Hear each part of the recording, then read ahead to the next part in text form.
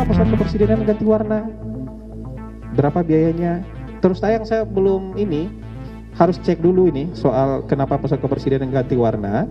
Tapi gini teman-teman, kalau kendaraan, pesawat, kapal itu kan pasti ada pemeliharaan rutin, maintenance rutin. Ya salah satu pemeliharaannya juga ganti desain, ganti warna. Itu sebenarnya bukan hal yang perlu dibesar-besarkan dan harus dicarikan alasannya gitu. Kalau mengenai berapa biayanya nanti kita cek lagi ya. Saya belum dapatkan informasi soal itu.